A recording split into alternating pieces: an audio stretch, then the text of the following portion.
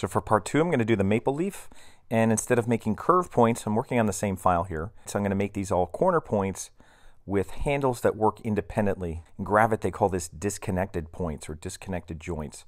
But these would be corner points with handles that work independently in Illustrator.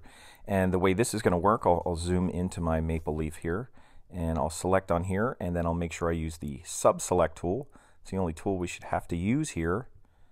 And I'm just going to select a point here. Actually, I'll select this point. And what I'll do is I'll use the disconnect, and it'll put little handles there. And you'll see this will be pretty easy. And you could pull that one in a little bit. This one would actually be maybe a asymmetric, because that's the only one, I think it's the only one that makes a little curve there. So that does make a little curve there, but the rest of them usually are going to be disconnected. So for example, on this one, I'll use disconnected, and it has a little curve there. And if you can't see the handle here, just grab on the line and drag, and then you can see there's little handles there.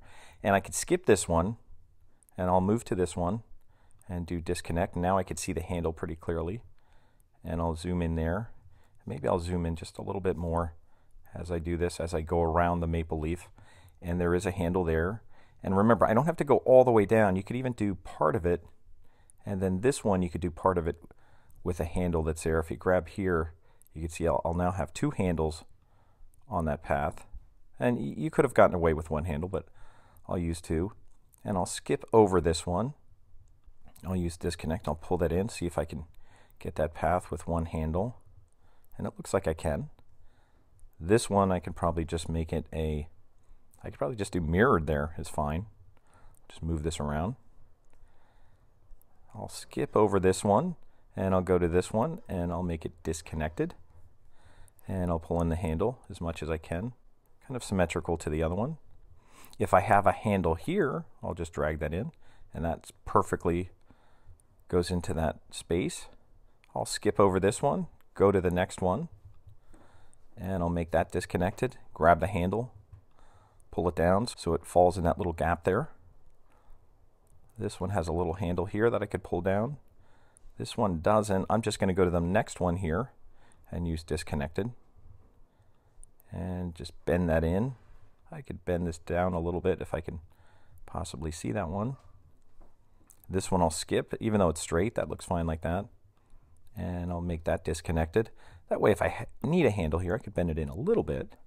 And I'll bend this one down. And I'll move this up.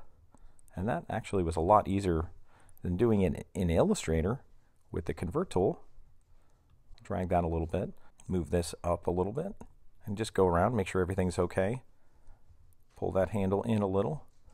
And I think everything looks pretty good. Don't worry too much about stuff like that.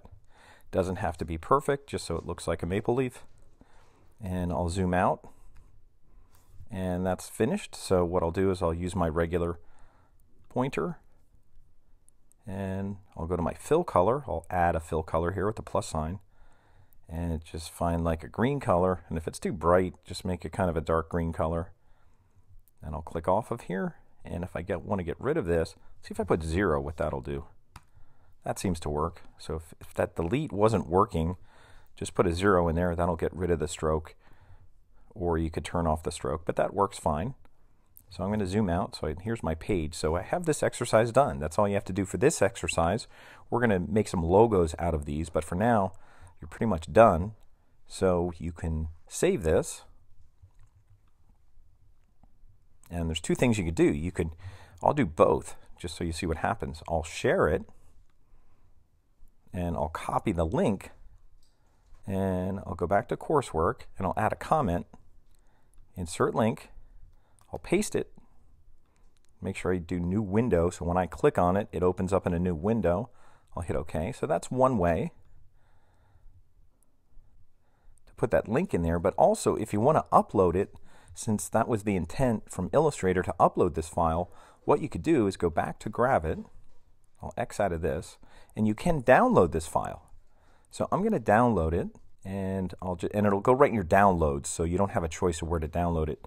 So if you go to File, Export, and we're just going to choose PDF, so that means it's going to be compatible with Illustrator as long as we save it as a PDF. So we'll export it as a PDF. Use the highest DPI that you can, which is 150. Shouldn't matter that much since we're using vectors anyway. But I'm going to choose 150. And it's going to automatically download it to your downloads. And then what you could do is go back to your coursework. And when you upload a file, you're just going to choose it, go to upload, and I'm just going to get it from my downloads because that's where I just downloaded it. And I'll put date added. So that's the last one here. I'll just change it so I find the most current one here in my downloads. And that's this one, which is October 11th, 11:46. It's today. It was just a minute ago, so that's the right one because I have a couple here. And I'll hit open, and I'll hit insert, and I'll hit add file. So I was able to do that Illustrator assignment right here in Gravit 2 ways. One, by providing a link so I could look at it, and also to actually finish the file so you can upload it and use it in Illustrator.